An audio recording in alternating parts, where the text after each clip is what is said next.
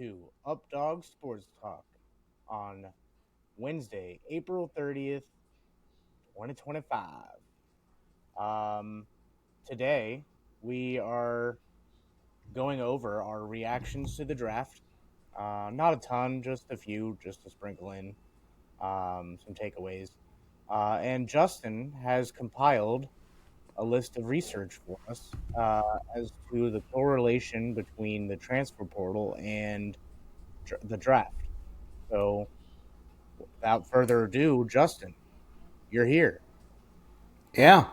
Yeah, so that's Well, the big question we're going to answer today is, does entering the transfer portal lead to, is the transfer portal the path to the draft? That's the big question. I think it's becoming a popular move, and we'll see what the numbers show. With that, Matt, go ahead and give the people what we're about. yeah. So here at Updog Sports Talk, we pride ourselves on representing not just the big takeaways and the big teams and big players, but we like to focus on everybody. We like to give as much recognition, and I think during our draft special and simultaneously during ESPN's draft stuff, that kind of reared its head. Mel Kiper Jr. Kind of lost it during the draft, where we hardly even talked about Shador Sanders. I mean, we brought him up a couple times, but we didn't dwell on it. We wanted to give those kids their moment of glory, like their moment getting drafted into the NFL. So we pride ourselves on representing the little guy also. Hence the ECU hat that you see on Justin's head and the Texas State hat that I have on. Yeah, that's a nice Texas State hat, Matt. Yeah. Uh, Wonder who gave it to me. Justin and I will find deals randomly, like Marshalls or uh, TJ Maxx or Burlington or whatever, and then we'll be like, "Hey, this is $5. You want it?" And then if the other person doesn't answer, we just assume it's a yes, so we just go ahead and get it. But yeah, that's who we are here at Updog Sports Talk. Sit back, relax, and enjoy our takeaways. So Justin, why don't you tell me your biggest takeaway of the draft? Mine was, I think, we saw a few surprises. We saw a few quarterbacks drop. Um, I think there are some things that surprised some people but didn't surprise us. I think actually, I don't remember how your mock looked, Matt, but I was able to correctly predict safeties dropping in the draft. I think the pick I'm most proud of is getting Malachi Starks to the Ravens. Um, but yeah, I think Matt, you can go over a few of your takeaways before we really get in the meat of this draft talk. So it appeared over the last few years that the Falcons didn't really care about the draft picks too much. They signed a veteran aging quarterback to a 4-year deal while simultaneously drafting a quarterback in the top 10. Um, but this year they did the exact opposite. They went heavy on defensive line. And I think that's kind of what stood out to me is the Falcons taking two edge rushers in the first round. Yeah. Um, I do also like the fact that they got Xavier Watts. I think that he can be back there with Jesse Bates and wreak some havoc. Um, I think another big takeaway is other than Mason Graham, what the heck were the Browns doing? Um, I don't know. I liked a lot of their picks. I I like the liked a running few of backs they them. took. I think both of them were very good in their spots, helping them kind of revamp the backfield because, I think unfortunately Nick Chubb's injury is cutting his career a bit short of what it could have been. And, Harold Fannin is going to be a dog for them. That was a huge pick. And I think I like a few of the guys they added on the defensive side as well. Um, Shout to Mr. First Down commenting in. He had previously told us that he was going to the draft, and he just chimed in saying that he cared about his draft picks. So I would too if I got Cam Ward. I mean, just right there, Cam Ward was able to solidify the Titans as a solid draft, having a solid draft. One thing that I did notice is the Bengals reached on a few players after the first round. So Shamar Stewart, not a bad pick. He was the best defensive end available and one of the top players available at the time, so it made sense for them to take him. Um, is he the first choice? No. Abdul Carter was actually my first choice, but I don't think the Bengals. Well, you were never going to get him. Be realistic, Matt. But I mean, Shamar Stewart has the intangibles to be a really good defensive end in the NFL. And I was watching a bit of Up and Adams, Kay Adams' show on FanDuel Sports Network or FanDuel Live or whatever, one of the FanDuel things. And Luke Kuechly was on there talking about the Bengals getting Stewart and saying Carter and Stewart are very different types of players. Carter plays more of an outside linebacker rushing, whereas Shamar Stewart is a very prototypical defensive end on a defense. And Al Golden had mentioned that when Notre Dame was game planning for Texas A&M, they weren't really game planning a whole lot for Nick Scorton. Their eyes were on Shamar Stewart. So I think it's good that they got a college defensive coordinator who recognizes the talent coming out of these schools, because I think that the Bengals can do well. But when you look at the second round pick, South Carolina linebacker, I forget his name. But Hang on.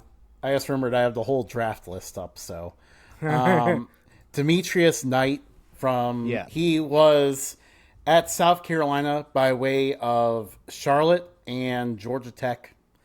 So he was. I'll give you this hint right now. I'll throw this nugget out here. He was one of the few two-time transfers taken in the NFL draft. And Justin will kind of break down a lot of that here in a minute. But the second round, third round, and fourth round picks were really good by the Bengals. They were needs that the team needed, or players that the team needed in certain spots. But I think all three of them were slight reaches.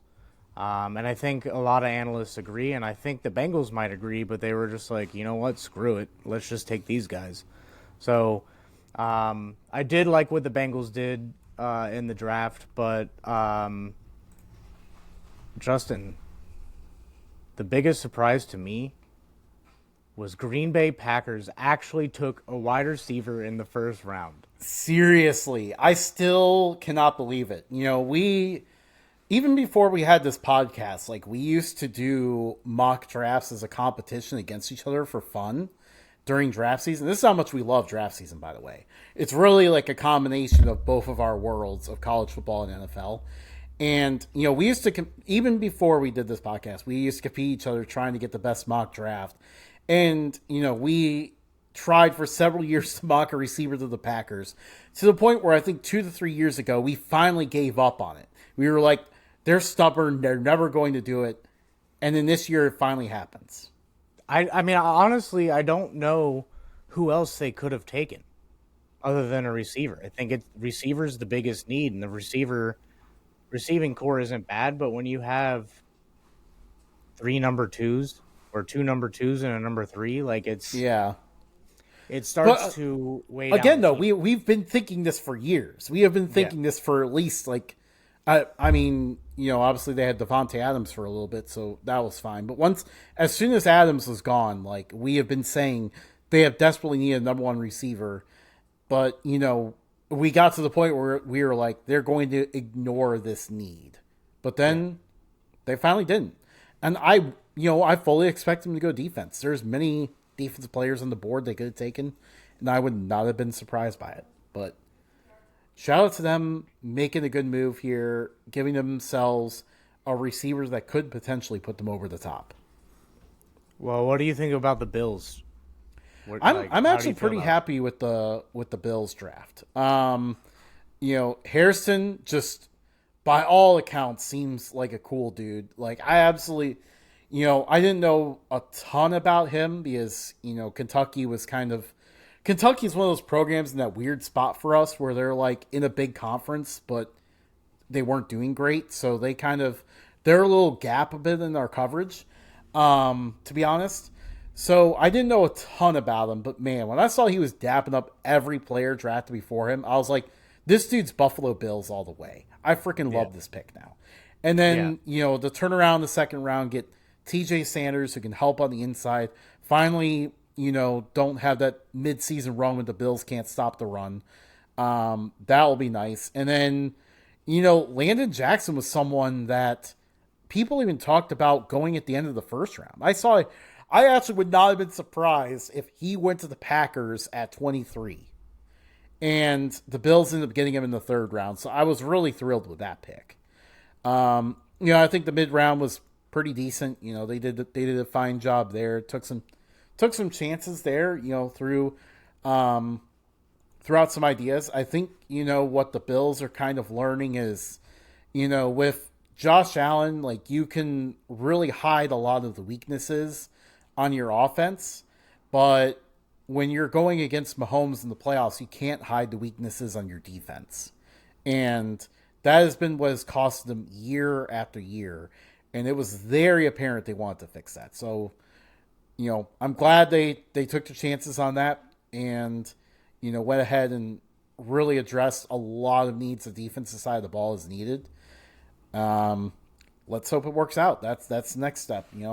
We can Yeah. say what we want here in general. Like I typically don't comment specifically on certain prospects because let's see how these guys do in the NFL when they get there. Um, but I think the positions they went after were good positions. Now, Justin, we didn't actually plan on bringing this part up, but I have had a few people ask me what my opinion was on it. So I figured now would be a good time to bring it up.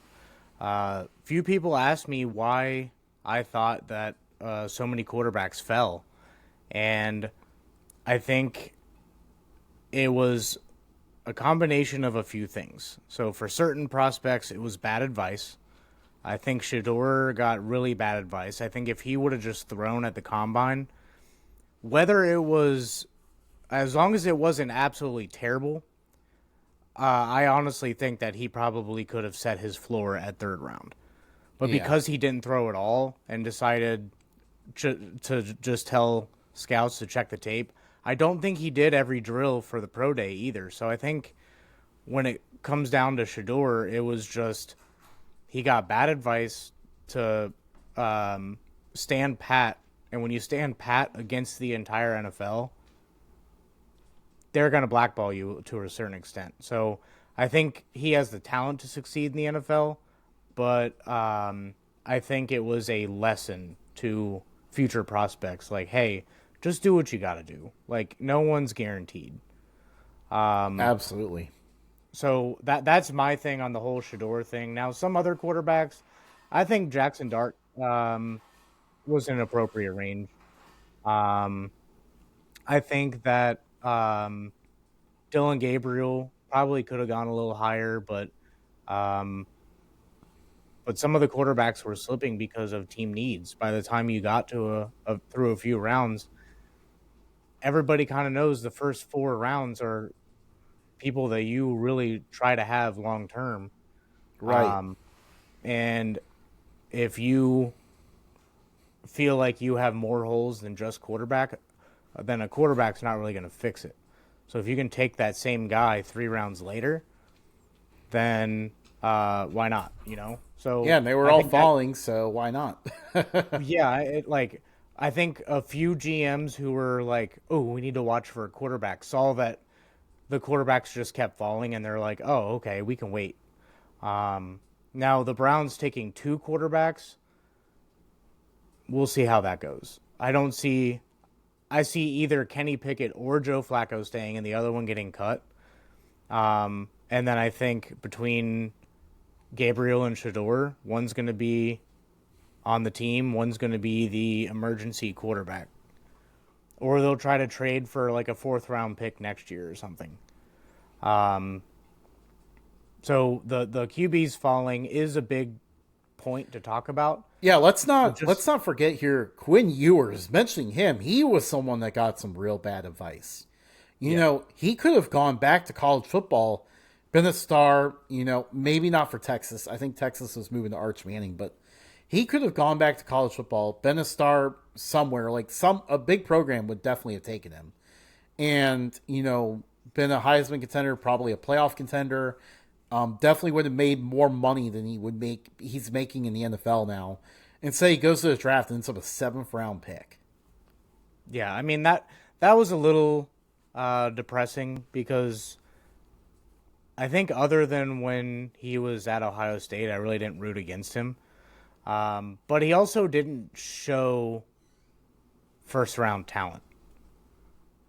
I And think I at think times he flashed it. Like, at times, but 2023 consistency is against how you get into the Alabama. first round. Yeah, but I mean 2023 against Alabama, like you watch that game back when he tore up the Tide defense, like that was a game where I came away really impressed with him.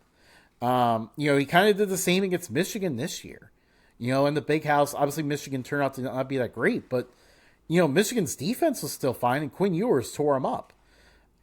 I mean he landed in a good spot because, Miami needed quarterback depth, and they're one unfortunate hit from losing their quarterback because I mean let's be honest, Tua's situation is a scary one to say the least.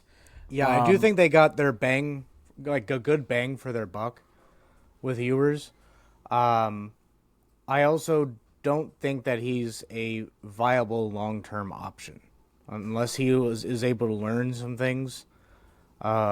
I think it's going to take some time to get him to that point. And I think watching like a handful of drafts ago, you'll see guys who just kind of ended up being busts. Like when like I think teams really try to do as much homework as they humanly can on quarterbacks specifically because you want Yeah. that guy on your team for 10, 15 years depending on how old they are. So, with Ewers falling to the seventh, a little surprising, but at the same time, there were better quarterbacks, and it just kind of kept pushing him down. Yeah, I mean to an extent. I think he was better than some of the quarterbacks that went ahead of him. But by the way, mentioning quarterbacks, let's kind of unless you have another one to talk about, like we can kind of put a bow on this. I'm very interested to see Tommy Millott with the Raiders. Like Yeah, he has very good like Taysom Hill, just use him in whatever fun way you want to kind of potential there. yeah, Antoine Randall L kind of vibe where um, he didn't really play a whole lot of receiver, but I guess he did pretty well at the pro day. They said that he lined up to do um, wide receiver drills for pro day. So it was pretty cool to see him get drafted as a receiver. It did take me a couple days to find that out because I had a couple things going on this weekend. But uh, I mean, they can do a lot with that. You could have him do like a jet motion and then have him throw back the other way. Yeah. Like you could do a lot of fun things with him. And even if he pans out as the better quarterback, I mean, too much quarterback depth, I don't think has ever hurt anyone too badly. Nope, not a problem at all. I mean, we'll see what position they choose to put him at, but because he's really, he reminds me a lot of Taysom Hill, where he can just be that all utility player. Yeah. So Justin, let's dive a little deeper in the research that you did. So how many players transferred at least once, and did that affect their draft stock at all?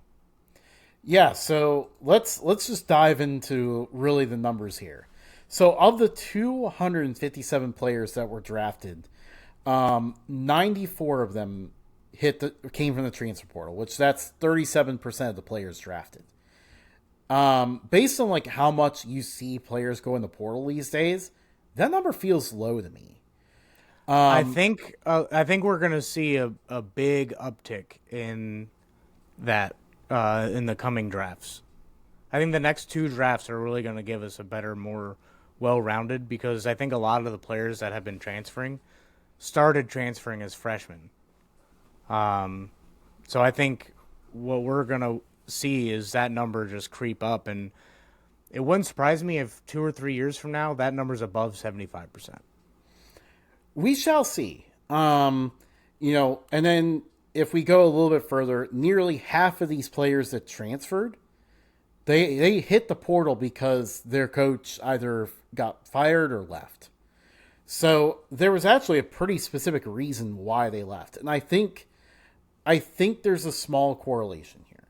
I think, when you're in college, like you're still new to this, you're spending your first year like also learning the scheme. Then you get into year 2, year 3, you're perfecting, your craft and everything. That's where you really take off as a player and, prove to be like a top player that gets drafted in the NFL. So when these guys keep hitting the portal over and over again, they're not learning a scheme. They're going straight to a new one again. And they're hurting themselves from growing, I think. So one thing I will add to that particular point is it's not necessarily just the player. I know of a player this offseason that hit the transfer portal because he had a shoulder injury, kind of aggravated it a little bit, so now it pushed his timeline back. Everything still should be fine for the first week of the season, but the coaching staff told him that he will not make the team, even though a lot of people transferred out, and then he was basically up for the starting job. And because of that, it wasn't even it wasn't clowning around. It wasn't anything like that. He just kind of aggravated it again, and they were like, "Well, you're out. We're gonna make sure that you hit the portal and go somewhere nice." So, there are scenarios out there that go unheard. Like, had I not known somebody that knows this kid, then I probably would have just been like, okay, well, maybe he just wants out. Maybe he just doesn't like how the spring game turned out for him. But no, it turned out that because of just a small tweak to an already injured shoulder, the coaching staff told him to leave. Man, it is kind of crazy how it is, and just to, we have scenarios like that. I will say I did not get to run the numbers in this piece, but a lot of what I noticed was, if of these players that did hit the portal, they managed to hit it in the way where they were at their new destination also for at least 2 years. That was an important piece as well. And, it's hard to tell how many may have hurt their stock by transferring. You mentioned Nick Scorton. He was a guy that was extremely productive at Purdue. Went to Texas A&M. His productivity dropped there. He still gets drafted in the second round, but, maybe the time taken to learn a scheme could have hurt him a little bit in his productivity. Maybe he could have gone in the first round if he stayed at Purdue. That's hard to tell because obviously, Purdue was a dumpster fire of a team, so I also don't blame him for leaving. But, it's just kind of unique situations like that. Now, the final number here that I really, really want to pound the drum on, guys that transferred 2 times. Guess how many got drafted? 7. Wait, I told you the number. Yes, only 7 players that drafted twice got drafted. 3 of the 7 were quarterbacks. Cam Ward, who was, very much the exception to the rule, it worked out super well for him. We had Dylan Gabriel. He obviously transferred twice. His was potentially a similar situation. I think, Oklahoma kind of told him to leave because they wanted to move forward with Jackson Arnold. Which Look how that turned out. looking at how the offense turned out, I think Dylan Gabriel was pretty happy to have been in Oregon instead. Yeah. That offense was a mess last year. And then, of course, everyone, every draft analyst's favorite quarterback, Tyler Shuck, was also there. Which, by the way, it was very funny, like how many two-time transfers. I think a lot of them, for some reason, were involved at Oregon at some point, whether they ended there or yeah. Before we get too far away from this, because I have ADHD and I will forget. Tyler Shuck, do you want to hear some interesting tidbits on him? Sure. Did you know that he was childhood friends with Brock Purdy? No, I actually did not. Yeah. Did you know that he played baseball with a guy named Cody Bellinger? No. Do you know who Cody Bellinger is? I'm guessing he's a good baseball player. Yes. Okay. Pretty freaking good at what he does. I think he's on the Yankees now, if I'm not mistaken. Came from the Dodgers and then went to either Rangers or Cubs. Can't remember which one. I think it was the Cubs. But they played baseball together and were good childhood friends. Do you know how long Cody Bellinger's been in Major League Baseball? Maybe a long time. 8 years. Oh yeah. This is where I can see where this is going now. Yeah. So I mean, he is one of the older side when it comes to draftees, but I mean, honestly, what I saw from him at Louisville, he's got a lot of potential. I think so a little bit. There's not. I'm not 100%. Should have worn my Louisville hat. I'm not fully sold on him, but if the Saints need someone besides Spencer Rattler this year, he could do for that. There was the other two-time transfers here. We may as well go over all of them because there's only 7. For one, 2 of the 7 went in the 7th round. One of them was Mr. Irrelevant, Kobe Minor. He ended his career at Memphis. The other one in the 7th round was Ja'Cory Crosby Merritt, which it's kind of hard to call him a two-time transfer because he came from a Division II or lower rank to New Mexico, did really good at New Mexico, and then went to Arizona, played one game, and then was told he could be potentially ineligible, so Arizona had to take him out. And then they're like, okay, we'll let you know if he's going to be eligible. And then never let them know, so he just had to sit out the whole year. So that was one case where a two-time transfer definitely hurt him because he ended up having to sit out the whole year because nobody can figure anything out. Trey Amos, he originally started at the Louisiana Raging Cajuns, went to Alabama, and then Nick Saban retired, so he went to Ole Miss. And then we had Knight, who we kind of briefly mentioned before. Yeah. He left Georgia Tech because Georgia Tech fired their coach. And then he took part in the whole Biff experiment at Charlotte. That wasn't going well, and then he went to South Carolina. Well, I mean, looking at the top quarterbacks, I can't think of one that actually just stayed with the program the whole time. Oh, hang on here. Because Riley Leonard was a grad transfer. Will Howard transferred from Kansas State. Shedeur transferred. We'd obviously went over Dylan Gabriel, Cam Ward, Tyler Shuck, Quinn Ewers. Yeah. Quarterback was very much like the exception to the rule here when it came to transfers. That was very interesting to bring up. So I'll go ahead and pull the numbers real quick. That is 11 of 14 quarterbacks that were drafted had transferred at one point. Jalen Milroe, and then both of the FCS quarterbacks that the Raiders took in back-to-back picks, Tommy Mellott and Cam Miller, were the other two. So that goes to show you, I wonder how that turned out. One of the weird factors that may have played into that is, you look at the 2021 quarterback recruiting class, and Hang on, let's pull it up real quick. If I you have a think point you want to it's get out, you can go ahead and do that while I look up the 2021 quarterback recruiting class. I think it is a little interesting to see um, how often some of these guys are transferring. Now, some of them it did make sense because like you're going from one style to a different style, so you're trying to show scouts that you're versatile. In Cam Ward's case, he went from Incarnate Word to Washington State and then to Miami. So I think he kept going up the ladder when it came to programs. Shador just followed his dad around.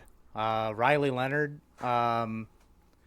solid at Duke, really good at Notre Dame. So I think if he just went last year or went or stayed at Duke, I don't think he probably would have had the same draft position. Same with Will Howard. I don't think if he had that playoff run, I don't think he would have been drafted. Yeah, and you look at it again. Riley Leonard left Duke because partially because Mike Elko went to Texas A&M, and then you also look at Will Howard. He was kind of pushed out for Avery Johnson. Yeah. So it from a quarterback standpoint, it kind of makes sense. Now, Now let's pull up here. So I got it up now. We're going to look at a couple of years here. The quarterback, the quarterback recruiting rankings, and I think we kind of see where there was a lot of recruiting misses. Now 2021 starts out fine. We got Quinn Ewers. He did good in college. Caleb Williams, won a Heisman, number one overall pick. Then it gets ugly. You get Sam Heward. He's still working his way around. I actually don't know where he ended up this year in the portal. He originally was at Washington. He went to Cal Poly. He was at Utah. This offseason, I know he was recruited by Incarnate Word, but I don't think he did not land there. I forget who ended up taking him. Number 4 was Brock Vandegrift. He retired from football after a rough season in Kentucky. We had a good one in J.J. McCarthy. He did good. Kyle McCord obviously was at Ohio State, had a fine year there, was kind of pushed out a little bit, and then had a ton of success at Syracuse. You get Ty Thompson, who wandered around everywhere, never starting, finally started the bowl game, and then everyone saw why he didn't start anywhere. Jake Garcia was our Dingwell Award leader a lot of this year when he finally got his chance. Drake May was good. He did really well. Jackson Dart was number 10. Obviously had success at Ole Miss. Then you get to 2022. 2022 gets a little bit uglier. Sorry, I went to all positions. Cade Klubnik, he's catching on. Connor Wegman, it didn't work out for him at Texas A&M. We're going to see how it goes for him at Houston. Ty Simpson is contending for Alabama's starting job this year, so we'll see. Drew Aller, still at Penn State. That worked out for them. potential top 5 pick. Yeah. Walker Howard, the guy with the infamous Brian Kelly dance. Infamous. Infamous. He is now with he's bounced around a little bit. He's with the Louisiana Raging Cajuns. Devin Brown, we don't really know what he is because every time he's gotten a chance to start, he's gotten hurt in like 2 plays. Gunnar Stockton, he might be starting at Georgia. Sam Horn has definitely not played yet. Nick Evers, he's wandered around a lot. Brady Allen committed to Purdue, but I don't think he's done anything yet. So you can see here it gets pretty ugly when you're looking at the 2022 recruiting class. And I mean, even 2023 is not looking fantastic outside of, what Arch Manning looks like right now. So I'm wondering, are we seeing more portal quarterback? I did not expect to cover this, by the way, but are we seeing more portal quarterbacks because, we're just completely missing on quarterbacks and recruiting rankings? Yeah, I think recruiting rankings have become so overanalyzed that they're no longer that accurate. I mean, if you look at the last few drafts, one of the top guys in each draft was like a 3 star or less. If you look at who is dominating the NFL right now, Joe Burrow, I think, was a 3 star. Uh, Pat Mahomes was a 3 star. Josh Allen wasn't even a star. Yeah. Um, Lamar Jackson, I think, was a 5 star, but like, there's always that exception to the rule. Um, Everybody expects someone to be a generational talent. Like, who's to say that Arch Manning is actually as good as his uncles or his grandpa or as athletic as his dad? Like, who's to say that Texas isn't just loaded that and we haven't even realized it because of the name that is on the back of his jersey? You know, Garrett Nussmeier. He's rumored to potentially get drafted by the Saints next year because his dad is the offensive coordinator. So it would be kind of funny to see the Saints take him over Arch Manning. That's an interesting one there. Yeah. Obviously along almost a year out, but the LSU quarterback from in the same area with that is the son of your offensive coordinator versus getting another Manning with the Saints. That's an interesting debate. That would be a tough Way too decision. early. Yeah. Because if you get it wrong, everyone's gonna be like, "Dude, you should have taken the other guy." But I think what is happening here is because of I won't say because of transfer portal. I'll say because of NIL.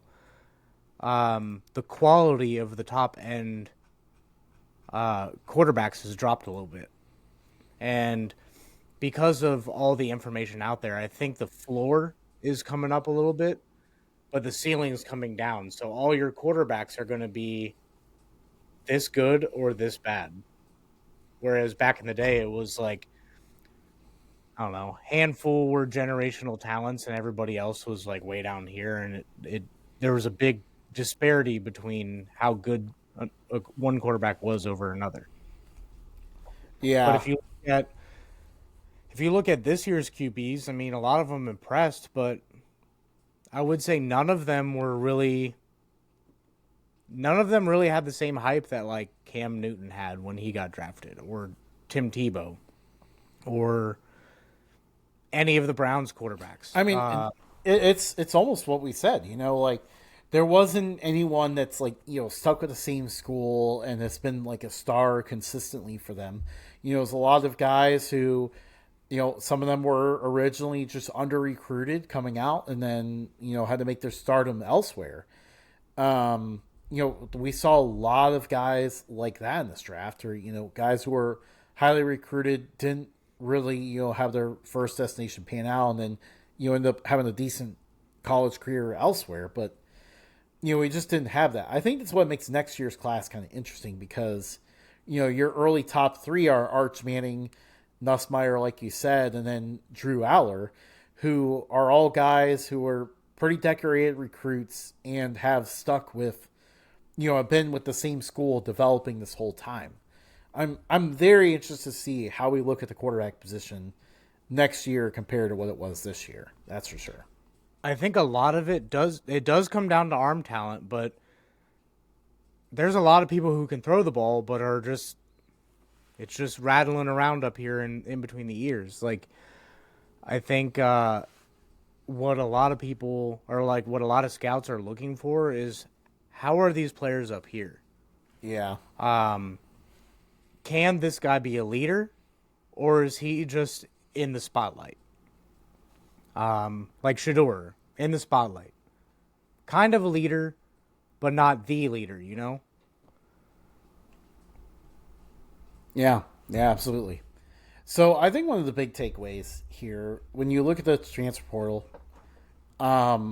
if you're gonna hit the portal as a player, uh, you better be very thoughtful of this decision and choose the correct spot the next time because your college career is short, and you don't have that much time to make an impression. So you Now, transfer a second time, you're putting yourself further behind, and it's going to be more difficult to get to the NFL. now let's zoom out a little bit. There's obviously a big disparity between the top programs and the bottom programs. There's a big difference between Texas and Texas State. Even though we thought Texas State was going to be fantastic last year, if they were to face 10 times, I would say Texas wins 8 or 9 of them. I think that just like any sport, revenue sharing should be turned on. I think if they want the sport, You worded this like simple as like college football 25. Like I want to turn on revenue sharing. I really do. I think revenue sharing would kind of bring some of these bottom feeders up a little bit.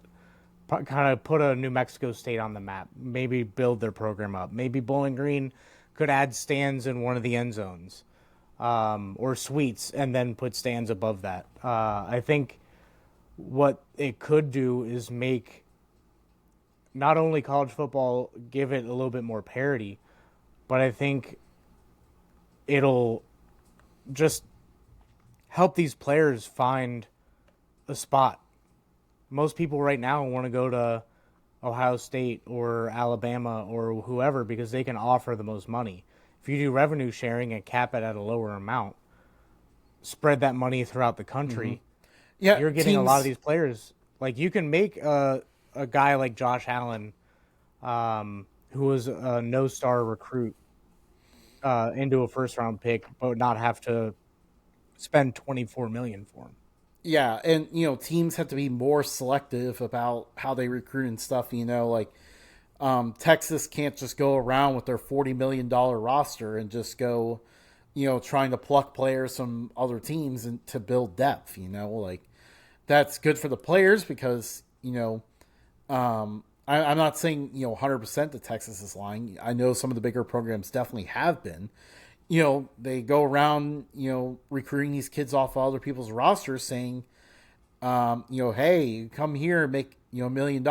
They don't tell the kids that, oh yeah, by the way, you're going to be going up against other kids, that are on a roster already. They already know the playbook, and you don't. You have to figure it out while practicing with the third team at first. All of that kind of stuff. We see it at a lot of different programs where kids are. These athletes are off to a great start to their college career at a smaller school. They go to a bigger one, and then they don't get an opportunity, and all of a sudden they're looking in a position where they have to hit the portal again just to get themselves back out there. Yeah, there was a string of years where it seemed like a player from, let's say, Ohio State would transfer to Bowling Green, just to get some time to get looked at.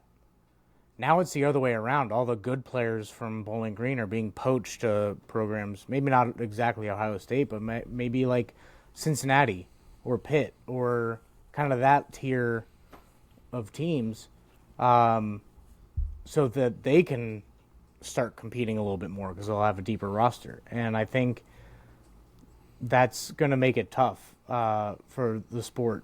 I think it's going to make it kind of unwatchable if everybody's going to the same 5 teams. Yeah, absolutely. I think it's on the way. They need to figure a few things out, but it seems like we're getting close to having a cap on this because let's face it, Texas having their $40 to $50 million roster just is ridiculous.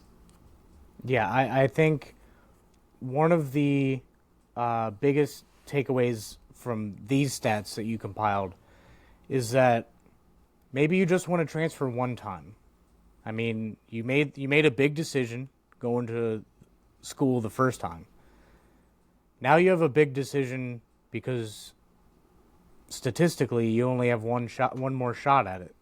Because if you do it a second time, typically that's not going to look good. Like, who's the guy who went from USC to Oregon to Dylan something? Not Gabriel, but you know what I'm talking about? There's a USC. quarterback behind Miller Moss and all of them who like came in to USC and then transferred to Oregon, and then now he's at some smaller school. Boys, maybe Malachi Nelson was one of them. Oh yeah, yeah, Malachi Nelson. He's transferred a couple times. Yeah. Yeah. So like 5-star quarterbacks are transferring 2 or 3 times now because they keep making a bad decision on where to go or getting outplayed when they get to a roster that they think that they can take over at. And instead of going into a program young, like if I'm a guy like Nelson, I think he was a 5-star recruit coming out, I would have been like, okay, how first of all, how are the receivers? Second of all, how's the line? Third of all, who are the quarterbacks in the room? How old are they? Did you bring in 2 other recruits that are around what I am? Because if you did, I'm looking somewhere else. At least that's 33-year-old me looking at that. I mean, it's way different when you're 18. You don't really know what's going on. But logically, it just makes sense to pick a situation where you're going to get a shot. Yeah. And I think, the other thing they need to look for too is, like if you are with a program right now, maybe you're not making the most NIL money, but, you're playing well there. You're having success. You like your coaches. The scheme's going well. Don't go chasing what, you're being told elsewhere because it may not pay off that well. Yeah, at the end of the day, these coaches are salesmen. And if you believe what a car salesman tells you, then you're going to believe what a coach tells you also. Yeah. So these coaches care about you to a certain extent. But in their eyes, the team comes first. Mm-hmm. Yeah, No absolutely. individual players above the team. So if they're bringing you in, they're probably looking at least 2 other people in your position. Yeah. Yeah. Especially the portal because, we're going to continue to see more and more where coaches are just looking to bring guys in from the portal just to use them, either to advance or whatever. But, they're bringing them in later on. They're not super invested in their development. Where you stick with the coach that's recruited you out of high school, that they've known you for a long time. They know who you are. You know who they are. They're going to be invested in your development and continue to try to get you to this point here where you're getting drafted in the NFL. Yeah, the coaches who are actively in the portal maybe are filling some holes, but a lot of those holes aren't really going to be filled in the portal right away. A lot of those holes are going to be depth related holes. Now, Will Howard and Riley Leonard, they came out good with this whole thing. I don't think either one of them would have been drafted had they stayed where they were at and played like they did both of the years before. But both of them went into a really good situation, and both of them went to programs that were wanting to win now. Yeah. And it just came down to really the final drive. That touchdown by Howard at the end, when everyone thought it was going to be a run up the gut, that sealed it. The Notre Dame had the momentum in that. So, I mean, it really could have been Riley Leonard going third or fourth round. But one transfer, good. 2 transfers, not so good. So thank you, Justin, for coming up with all those stats. Big shout out. Yeah, it was a thought that hit my mind, and I was like, this is gonna be pretty bold to do this, but and take a lot of time. But I was like, I'm gonna try to go for it and see, what comes out. And I was there because I kind of started to think about it as the draft is going along. I was like, kept seeing guys go out the board. I was like, what, this guy, he was with that program the entire time, and then I keep noticing that. And, I was like, what? I'm interested now. I got to run the numbers here and see, just how many guys that were getting drafted did hit the portal after all. I'm sorry. My dog decided to scratch herself but not scratch yourself, but hit the foot on my desk for some reason. Um, There's not an earthquake. That is just my dog's foot hitting the table. um, Shifting focus from that, Justin, I know you haven't followed along with this at all, but um, the Pacers move on to the next round in the playoffs after winning a thriller in overtime with a game-winning layup by Halliburton to take down Giannis Antetokounmpo and the Bucks. Indy's looking good. I think right now Houston is up big on Golden State. When I looked earlier today, the Heat were losing by a lot to Cleveland. Um, so it looks like the first round of the NBA playoffs is going to be winding down here soon. Um, Pacers look like they're a really hot team, and I think not just because I'm a fan of them, but because like they've done everything in their power to make sure this team can try to beat Boston. And I think that's what's going to happen is they're going to face off against Boston. We'll see how that goes. Nice. Um, so NBA playoffs are ramping up. Um, Baseball's about the same. You have any other sports stuff? No, that's all from my end. I had one earlier and I forgot what it was. I was like, oh man, this is instead of food, I could just ask him this. I should have just texted you early, because forgot already. Yeah, that's what I do sometimes. I make sure, like, if a thought comes to mind of what we should cover, I text you to make sure I don't forget it later. Yeah, that is the show today. We don't have any food or ending related questions, but follow us at Updog Sports Talk on every social media. Like, subscribe. We are trying to make our YouTube our main thing. So if you guys are watching on Twitter, feel free to head over to YouTube and give us a sub. That would be much appreciated. Next week, an undisclosed topic that we have yet to plan. So we'll see you guys next time. Catch you later. Catch you in the flippy flip.